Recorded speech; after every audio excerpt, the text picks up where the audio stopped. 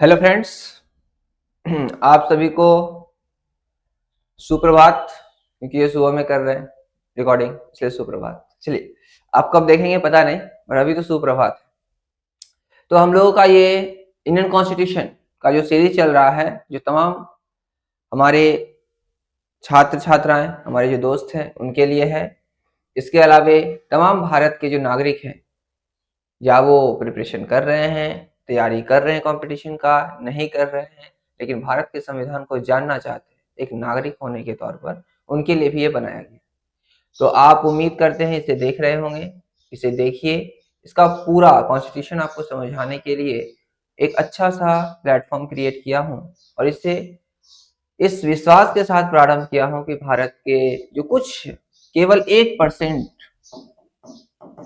जो नागरिक हैं, वो भी अपने संविधान, अपने अधिकार, अपने कर्तव्य और देश के प्रति जो उनका जो भी समर्पण भाव है वो बना रहे, उसके बारे में वो जाने कि क्या है और क्या नहीं।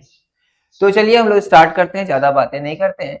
हम लोग का चल रहा था, आपको मैं बता दूं, पीछे मैं इंडियन कॉन्स्टिट्यूशन का जीरो से स्टार्ट किया हूँ। इंडियन कॉन्स्टिट्यूशन जीरो से, जिन्हें कुछ भी नहीं पता उनके लिए जीरो से स्टार्ट किया हूँ। पहले आपको 3 वीडियो प्रोवाइड किया जा चुका है। कौन सा? एक अवलोकन का, संविधान का अवलोकन किया गया।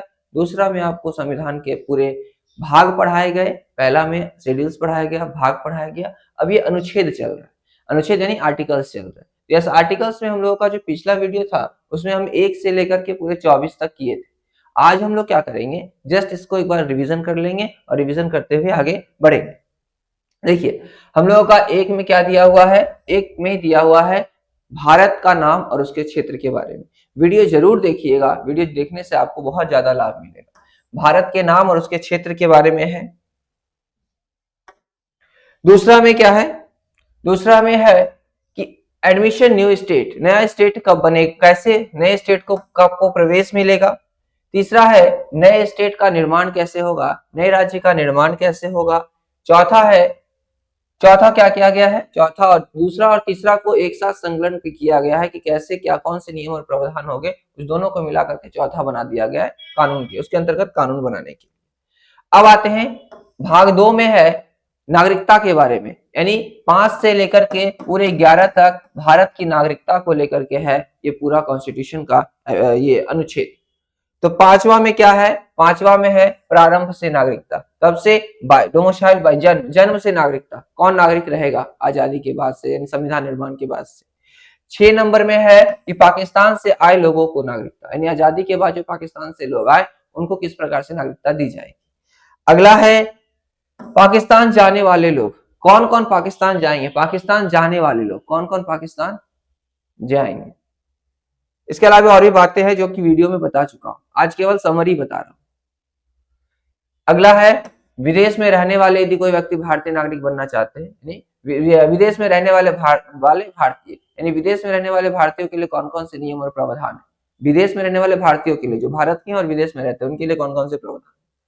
अगला अनुच्छेद 9 में है विदेशी नागरिक, विदेशी नागरिकता लेने पर यदि कोई व्यक्ति विदेशी नागरिकता ले लेता है तो उसकी भारत की नागरिकता क्या होगी, इन तमाम जो नियम है उसको, उसका वर्णन इसमें किया गया है। अगला है 10 नंबर में नागरिकता का जारी रखना, नागरिकता जारी कैसे रखा जा सकता है, इन सब पर हम पिछले वीडियो में डिस्कस किए हैं अच्छे से, वहां जाकर देखिएगा। अच्छा, 1 से 10 तक हो गया। अभी 11 नंबर देख लीजिए। 11 नंबर में क्या है, 11 नंबर में है नागरिकता को लेकर के यदि संसद कोई भी कानून बनाती है, संसद नागरिकता को लेकर कानून बनाने के लिए क्या है, बाध्य है, वो कानून बना सकती है। और उस कानून को जो है नागरिकता प्राप्त करने और नागरिकता खोने के लिए वो मान्य हो। संसद को कानून बनाने का अधिकार दिया गया है नागरिकता को लेकर के, ये आर्टिकल 11 में लिखा। अब हम लोग जो है कहां से कहां तक, पूरे मौलिक अधिकार को, यानी आज हमारा जो वेटेज होगा वो पूरा वीडियो किसका होगा, भाग 3 मौलिक अधिकार। भाग 3 मौलिक अधिकार को हम फिर से इसी वीडियो में देखेंगे और एकदम अच्छे से देखेंगे। भाग 3 मौलिक अधिकार, देखिए भाग 3 फंडामेंटल राइट्स जो है, मौलिक अधिकार क्या है, आर्टिकल 12 से 35, यानी अनुच्छेद 12 से 35 तक इस पूरे हमारे मौलिक अधिकार को दिए गए हैं, मौलिक अधिकार लिखे हुए हैं। इसमें पहला जो भी लिखा है व्यक्ति की गरिमा और उसकी स्वतंत्रता को लेकर के आवश्यकता है, तो पिछले वीडियो में बताएं। अब देखिए 12, अनुच्छेद 12 में क्या बोला गया है? अनुच्छेद 12 में राज्य की परिभाषा डिफाइन किया गया, क्या किसको? स्टेट को, अनुच्छेद 12 में। यानी राज्य की परिभाषा दी गई है जिसमें सरकार और उनकी संस्थाएं शामिल है। यानी अनुच्छेद 12 में किसके बारे में लिखा गया है? गवर्नमेंट के बारे में लिखा गया है, सरकार के बारे में लिखा गया, और उसकी जितनी भी एजेंसियां हैं उन सभी एजेंसियों के बारे में लिखा हुआ है। कितने में? 12। 13 में क्या लिखा हुआ है? अनुच्छेद 13 में लिखा हुआ है अधिकारों के विरुद्ध कानून। किसके विरुद्ध कानून? अधिकारों के विरुद्ध कानून। यदि जो अधिकार दिए गए हैं इसके विरुद्ध कानून भी बनाया जा सकता है। यानी अधिकार देने से पहले जो हमारे संविधान निर्माता है वो कानून की भी बात किए। क्या कानून की बात की? गौर से सुनिए। कहा गया जो हम आपको मौलिक अधिकार दिया गया है, इसको यदि इसका यदि गलत प्रयोग होता है, उपयोग यदि गलत होता है, तो इसके विरुद्ध कानून भी बनाए जा सकते हैं। तो इसको इसके विरुद्ध कानून बनाने का अधिकार किसमें है? अनुच्छेद 13 में। अनुच्छेद 13। आगे बढ़ेंगे। जो भी कानून मौलिक अधिकारों के खिलाफ होगा वह अमान्य होगा। 13 में यह बात भी लिख दिया गया है कि यदि कोई ऐसा कानून बनता है जो मौलिक अधिकार का हनन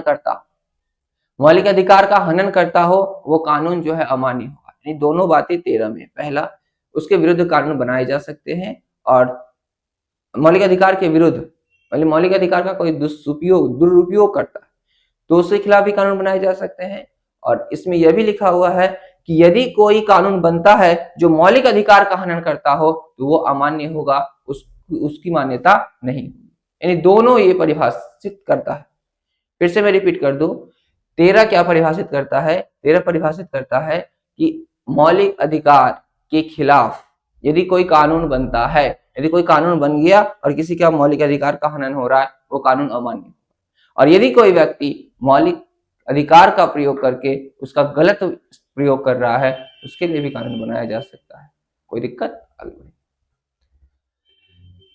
सबसे मुख्य है वो है 14 से 18। उसमें क्या बोला गया? समानता का अधिकार। किसका अधिकार? समानता का अधिकार। कौन समानता का अधिकार? Equality before law. अनुच्छेद 14 में लिखा गया है कि कानून के समक्ष क्या है? सभी समान है। कानून के समक्ष क्या है? सभी समान। क्या बोला गया है? यह इंश्योर करता है कि सभी को कानून के सामने समानता मिलती है। कानून के सामने क्या है? सभी समान है। ये कितने में लिखे हुए हैं? अनुच्छेद 14। अनुच्छेद 14 में लिखा है कि सभी कानून के समक्ष क्या है? समान। 14। 15 में क्या लिखा हुआ है कि भेदभाव निषेध, किसी के साथ कोई भेदभाव नहीं किया जाएगा। अनुच्छेद 15 में लिखा है। क्या लिखा हुआ है?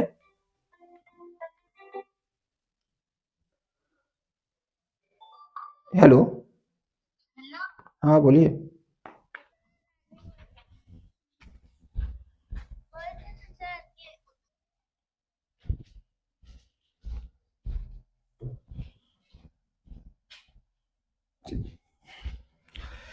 चलिए, डिस्टर्बेंस के लिए खेद है, स्टार्ट करते हैं। क्या बोला गया? आर्टिकल 15, अनुच्छेद 15। अनुच्छेद 15 में क्या बोला गया? अनुच्छेद 15 जो है बोला गया है भेदभाव निषेध। भेदभाव निषेध का मतलब है आप किसी भी धर्म के, किसी भी जाति के, किसी भी लिंग के हो, आपके साथ किसी प्रकार का कोई भेदभाव नहीं होगा। आप सब क्या है? कानून, संविधान के सामने क्या है? संविधान के समक्ष आप पूरे समान है। तो कितने में लिखा हुआ है? 15। 15 में बोला गया किसी के साथ कोई भेदभाव नहीं करेगा, चाहे वो किसी भी धर्म का हो, किसी भी जाति का हो, अमीर हो, गरीब हो, इसके अलावे वो हिंदू हो, मुस्लिम हो, सिख हो, ईसाई हो, या फिर किसी भी जाति का हो, या किसी लिंग का हो, महिला पुरुष या फिर ट्रांसजेंडर कोई भी हो, उसके साथ कोई भेदभाव नहीं होगा। संविधान का अनुच्छेद 15 हमें अधिकार देता है। अगला देखेंगे 16। 16 क्या है? समान अवसर। किसमें समान अवसर? सरकारी नौकरी में समान अवसर। सरकारी नौकरी में समान अवसर का मतलब है अनुच्छेद 16 में ये बातें लिखी हुई है कि संविधान कि जो 16 में ये लिखा हुआ है, अनुच्छेद 16 में, इस सबको समान अवसर मिलेगा। किसमें? सरकारी नौकरी। 17 में क्या लिखा हुआ है? आर्टिकल 17 में लिखा हुआ है, आर्टिकल 17 में है अस्पृश्यता का अंत किया गया। अनटचेबिलिटी को क्या किया गया? समाप्त किया गया। अनटचेबिलिटी का मतलब है जो छुआछूत की भावना थी उसे समाप्त कर दिया। छुआछूत का मतलब जैसे प्राचीन समाजों में छुआछूत चलता था, उस छुआछूत को समाप्त कर दिया गया। और समाप्त कौन सा अनुच्छेद करता है? अनुच्छेद 17। अनुच्छेद 17 अनटचेबिलिटी को समाप्त करता है। अनटचेबिलिटी क्या है? आप समझ रहे हो।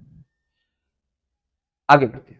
जैसे अनटचेबिलिटी का मतलब कोई किसी व्यक्ति को छुए, जैसे कि सार्वजनिक स्थानों पर कुएं में जाना, तालाबों में जाना, इसके अलावा और तमाम चीजों पर क्या था, वर्जित लगा हुआ था। तो उन सब चीजों को क्या किया गया, समाप्त किया। आगे बढ़ेंगे, आर्टिकल 18 में क्या लिखा हुआ है, उपाधियों का अंत किया गया। उपाधि का मतलब केवल दो ही क्षेत्र में, एक एजुकेशन और दूसरा सेना यानी सोल्जर्स, यानी इन दोनों को केवल उपाधियां दी जाएगी और बाकी तमाम जो उपाधियां हैं ये सारी उपाधियां नहीं। जैसे एग्जांपल में है राय बहादुर की उपाधि। ब्रिटिश गवर्नमेंट में हुआ क्या करता था कि लोगों को उपाधियां दी जाती थी, जैसे सर की उपाधि, राय बहादुर एक्सेट्रा एक्सेट्रा, बहुत सारी उपाधियां दी जाती थी जो व्यक्ति को समाज में अलग, समाज को बांटने का काम करती। तो ये इसको समाप्त कर दिया गया कि सरकारें जो है किसी व्यक्ति को किसी अलग प्रकार की उपाधि नहीं देगी। उपाधि को समाप्त कर दिया गया किसमें, 18। तो उम्मीद करते हैं आपको समझ में आया होगा 14 से 18 किसका, समानता का अधिकार। अब आते हैं स्वतंत्रता का अधिकार।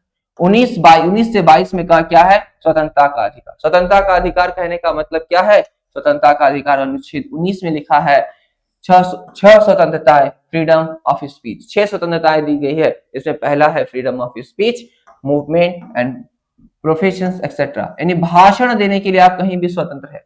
भारत की सीमा में रहकर के आप भारत की सीमा में कहीं भी स्पीच दे सकते हैं, लेकिन कानून के दायरे में रहकर के आप कहीं भी स्पीच दे सकते हैं, कानून को तोड़ कर। आपको यह अधिकार है कि कानून के दायरे में रहकर के आप कहीं भी भारत की सीमा में स्पीच दे सकते हैं।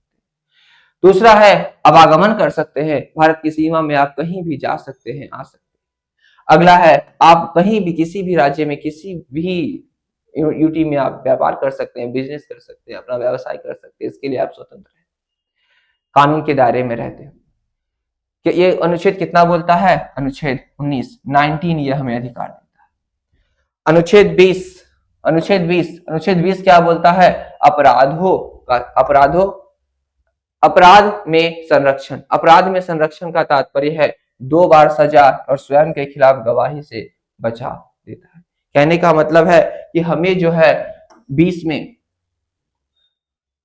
गवाह रखने का अधिकार देता है, गवाह रखने का अधिकार देता है। किसमें, 20 में। आते हैं 21 में राइट टू लाइफ, यानी जीवन का अधिकार, जिसको हम लोग जीवन का अधिकार मतलब खुद के व्यक्ति का अधिकार है, निजता है, खुद का अधिकार है व्यक्ति का, लाइफ है, पर्सनल है। तो जीवन का यह अधिकार देता है, किस प्रकार से हम जीवन जिएंगे इसका अधिकार क्या है, 21 में लिखा हुआ है। 21 में क्या लिखा हुआ है, जीवन और व्यक्तिगत स्वतंत्रता की रक्षा करता है, व्यक्तिगत स्वतंत्रता की, निजी स्वतंत्रता की रक्षा करता है। कौन, अनुच्छेद 21। अनुच्छेद 21 आपको यह देता है अधिकार कि आप जो है अपना जीवन कैसे व्यतीत करेंगे, ये निर्णय लेने का आपका अधिकार है। क्या बोले, अनुच्छेद 21 में ये बात है। अनुच्छेद 22 नहीं, अनुच्छेद 21A है। अनुच्छेद 21A ये अमेंडमेंट के जरिए जोड़ा गया। अनुच्छेद 21A क्या है, राइट टू एजुकेशन। अनुच्छेद ए में लिखा हुआ है शिक्षा का अधिकार। शिक्षा का अधिकार क्या, 6 से 14 वर्ष तक के सभी बच्चों को मुफ्त शिक्षा देता है। यानी 21A जो ऐड किया गया है, इसमें बोला गया है कि 6 से 14 वर्ष तक के तमाम बच्चों को शिक्षाएं जो है मुफ्त में सरकार द्वारा दी जाएगी। यह अधिकार दिया गया है। यह अधिकार कहाँ है, 21A में, 21A में जोड़ा गया है। अगला देखेंगे 22 क्या है, गिरफ्तारी से संरक्षण। गिरफ्तारी से संरक्षण का मतलब है, ये सेफ गार्ड ड्यूरिंग अरेस्ट बोला गया है कि गिरफ्तारी के समय ये अधिकार देता है। गिरफ्तारी के समय आप हो सकता है गिरफ्तार ना होने के लिए क्या करें, न्यायालय में जाकर के न्यायाधीशों के साथ क्या कर सकते हैं, गिरफ्तारी से बचने के लिए जो प्रावधान है उस प्रावधान का उपयोग कर सकते हैं। किसके तहत, 22 के तहत। आगे बढ़ेंगे, हम लोगों का 22 हो गया। अब है 23-24 क्या है, शोषण के विरुद्ध।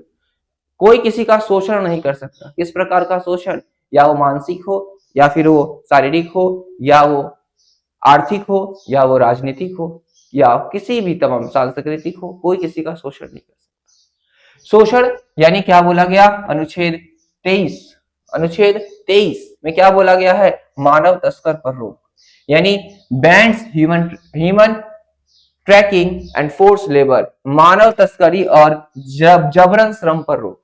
कोई किसी से जबरन श्रम नहीं करवा सकता, कोई किसी से जबरन मजदूरी नहीं करवा सकता, और कोई मानव तस्करी नहीं कर सकता। प्रारंभ जो प्राचीन काल थे उसमें दास दास प्रथाएं थी, दास का खरीद बिक्री होता, लेकिन इसे समाप्त कर दिया गया किसमें? अनुच्छेद 23 में। अनुच्छेद 23 इसको समाप्त करता है। भारत का संविधान का अनुच्छेद 23 इसे समाप्त करता है। कोई यदि ऐसा करता हुआ पाया जाता है तो उसे कड़ी सजा दी जाएगी। किसके अनुसार? 23 के अनुसार।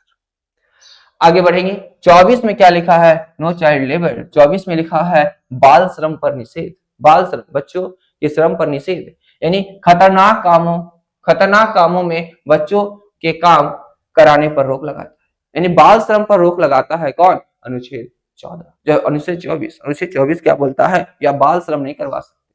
लेकिन भारत जैसे विकासशील देश में बच्चे भी काम करते हैं, लेकिन इसमें एक बात जोड़ दिया गया है, खतरनाक काम बच्चे नहीं करेंगे।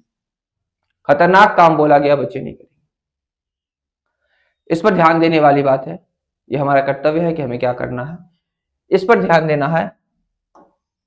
खतरनाक काम बच्चे नहीं करेंगे। किसमें? अनुच्छेद 24 में लिखा गया है।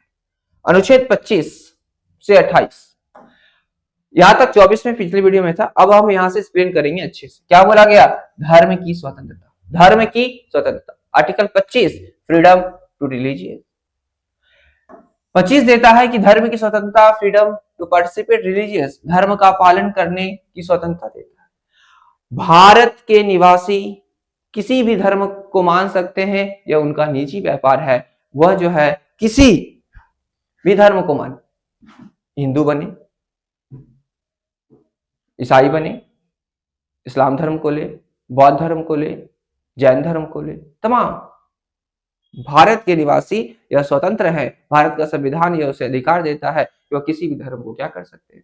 मान सकते हैं, उस किसी भी धर्म का पालन कर सकते हैं। यह उनका निजी व्यापार, निजी बातें हैं। तो अनुच्छेद कितने में लिखा है? अनुच्छेद 25 में लिखा है आपको धर्म की स्वतंत्रता है। आपको कोई किसी अलग धर्म में जबरन नहीं रख सकता। वो आपका निजी बातें हैं कि आप क्या करेंगे, कौन से धर्म को लेंगे, कौन से धर्म को मानेंगे। अगला 26 में क्या बोला गया है? 26 में बोला गया है, अनुच्छेद 26 में है धार्मिक संस्थाओं का प्रबंधन। Religious group can be manage there affairs, यानी धार्मिक संस्थाएं अपने कार्य चला सकती है।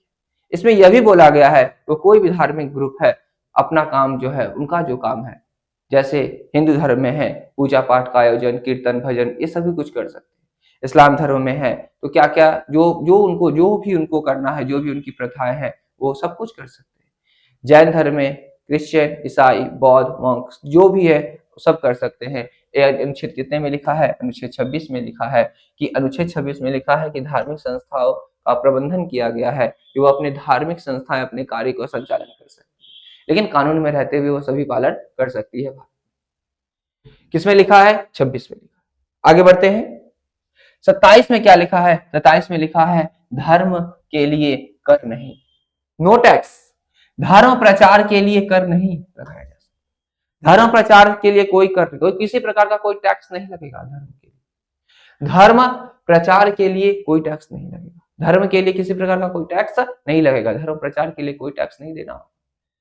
सन्यासी और फकीर विद्रोह हुआ था टैक्स को लेकर के, लेकिन इसमें क्या बोला गया कि धर्म के लिए, अनुच्छेद 27 में लिखा है कि धर्म के लिए किसी प्रकार के, धर्म के प्रचार के लिए किसी प्रकार का कोई टैक्स नहीं लगेगा। 27 में। 28 में क्या है? देखिए 28 में बोला गया है नो रिलीजियस एजुकेशन। अनुच्छेद 28 में लिखा है धार्मिक शिक्षा निषेध, यानी इस सरकारी स्कूलों में धार्मिक शिक्षा नहीं होगी। ये सबसे महत्वपूर्ण है कि स्कूली शिक्षा जो होगी, स्कूल में जो शिक्षाएं दी जाएगी उसमें धार्मिक शिक्षाएं नहीं होगी। धर्म को लेकर के शिक्षा नहीं दी जाएगी स्कूलों में। स्कूल जो है वो तमाम धर्म के बच्चों के लिए है, तमाम धर्म के छात्रों के लिए है। वहां धर्म को लेकर के कोई शिक्षा नहीं दी जाएगी। धर्म को लेकर के शिक्षा पर निषेध लगाया गया है, रोक लगाया गया है। ये संविधान का 28 जो है ये रोक लगाता है। क्या रोक लगाता है? कि किसी भी प्रकार की धार्मिक शिक्षाएं विद्यालय में नहीं दी जाएगी। ये संविधान का अनुच्छेद 28 जो है यह क्या करता है? बोलता है। आगे बढ़ेंगे। हाँ, अब हो गया 29 से 30, 29 और 30, यह है कौन सा? कल्चरल एंड एजुकेशन राइट्स, यानी सांस्कृतिक और शैक्षिक अधिकार देता है। 29 में क्या बोला गया है? 29 अनुच्छेद 29 क्या बोलता है? 29 बोलता है संस्कृति की रक्षा करना, यानी प्रोटेक्ट्स लैंग्वेज एंड कल्चर, भाषा और संस्कृति की रक्षा करता है। आप अनुच्छेद 29 आर्टिकल 29 अनुच्छेद 29 जो है भारत में बोली जाने वाली तमाम भाषा, भारत में जितनी भी संस्कृति है, इन सभी संस्कृति और परंपरा, इन सब की क्या करता है? रक्षा करता है, रक्षा का अधिकार देता है, रक्षा का अधिकार देता है कि आप उसे बचा कर रख सकते हैं। कोई त्योहार हो, कोई भाषा हो, या आपका किसी भी प्रकार का कोई भी क्षेत्रीय त्योहार हो, आप उसे मना सकते हैं, आप उसका पालन कर सकते हैं। यह अधिकार कौन देता है? यह अधिकार आपका संविधान का अनुच्छेद 29 देता है। संविधान का अनुच्छेद 29 देता है, प्रोटेक्ट करता है कल्चर्स को। भारत में जितने भी कल्चर हैं उन सबको बचाए रखना, यह किसका? कौन? भारत का संविधान का 29 जो है अधिकार देता है कि आप अपने कल्चर को, अपनी भाषा को कायम रख सकते हैं। 30 में क्या बोला गया? अनुच्छेद 30 में बोला गया है अल्पसंख्यक संस्थाएं, माइनॉरिटीज के लिए, यानी अल्पसंख्यक अपनी शिक्षण संस्थाएं खोल सकते हैं।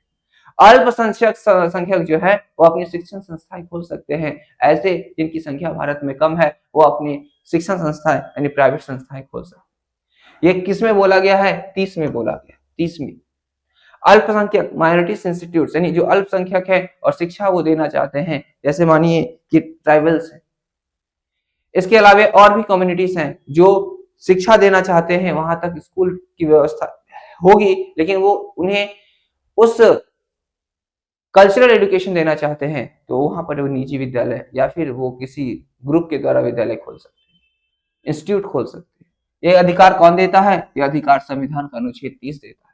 अल्पसंख्यक जो है अपने इंस्टीट्यूट खोल सकते हैं, अल्पसंख्यक जो है अपनी शिक्षण संस्थाएं खोल सकते हैं, अनुच्छेद 30 में यह अधिकार हमें दिया गया है।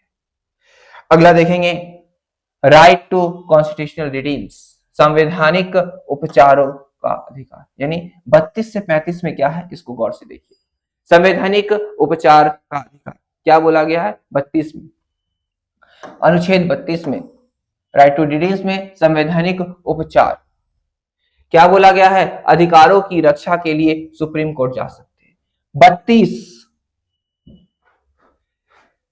गौर करने वाला अनुच्छेद है। यदि किसी व्यक्ति, कोई एक ऐसा कानून बनाया गया जो मौलिक अधिकार को क्या करता है? खंडित करता है, तो आप डायरेक्ट सुप्रीम कोर्ट जा सकते हैं, जो संविधान की रक्षा करने का सर्वोच्च संस्था है।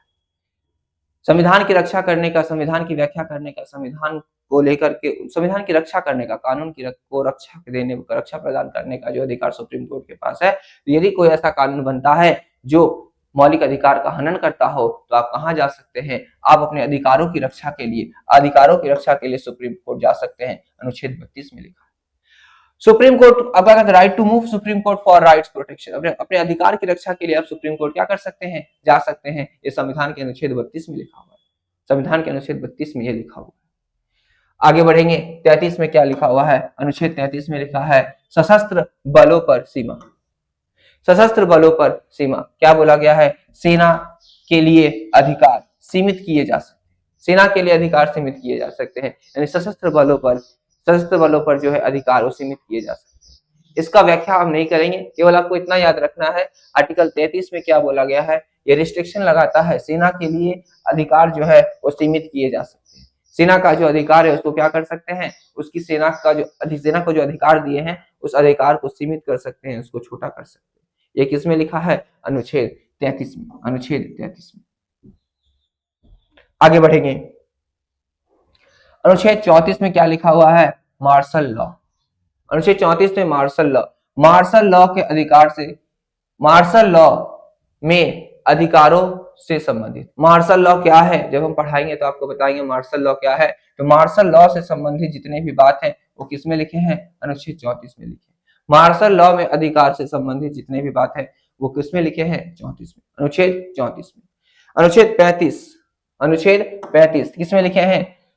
पार्लियामेंट्री पावर, अनुच्छेद 35 में लिखे हैं संसद की शक्ति, only parliament can make law on concern right, कुछ अधिकारों पर केवल संसद कानून बना सकती है। यानी 35 में संसद को यह अधिकार दिया गया है कि कुछ कानूनों पर, क्या बोला गया है, पार्लियामेंट जो है वो क्या कर सकती है, अनुच्छेद 35 में लिखा हुआ है कि कुछ अधिकारों पर केवल संसद कानून बना सकती है। कुछ अधिकारों पर केवल कौन सा कानून बनाएगा, केवल संसद कानून बना सकती है। ये किसमें लिखा है, 35 में। तो आज हम लोगों ने इस पूरे वीडियो में क्या पढ़ा, मौलिक अधिकार को पूरा समझ लिया कि हमारे जो मौलिक अधिकार है वो क्या है। पूरे जो हमारे फंडामेंटल राइट्स है, मौलिक अधिकार है, इस मौलिक अधिकार को हमने पढ़ लिया। तो मौलिक अधिकार पूरे कहां से कहां तक, यहाँ 12 कर दीजिए, 11 तो उसका था, 12 से लेकर के 35 तक जो है ये क्या है, 12 से 35 तक, 12 से 35 तक जो है मौलिक अधिकारों का आधार है, जो समानता, स्वतंत्रता और न्याय सुनिश्चित करता है। ये क्या है, एक बैकबोन है। किसका बैकबोन है, backbone of fundamental rights, ensuring the equality, freedom and justice for all citizens. सभी सिटीजन्स को क्या करता है, ये सभी चीजें प्रदान करता है, स्वतंत्रता, समानता, बंधुता। यानी फंडामेंटल राइट्स क्या है, मौलिक अधिकार क्या है, आपको इस वीडियो में अच्छे से समझा दिया। जब हम अगले दिन मिलेंगे तो अगले दिन और अगले वीडियो में कहां से स्टार्ट करेंगे 36 से 51 तक, यानी अनुच्छेद 36 से 51। वीडियो का जो ड्यूरेशन है उसको छोटा रखने के पीछे कारण है कि आप कम समय में इसे देख लें और डेली देखें, ठीक है। तो आज हम लोग यही रखते हैं, मौलिक अधिकार को समझ लिए। अब हम लोग मिलेंगे अगले वीडियो में। तब तक आप इसे देखिए, समझिए और अपने अधिकारों को जानिए। धन्यवाद, जय हिंद।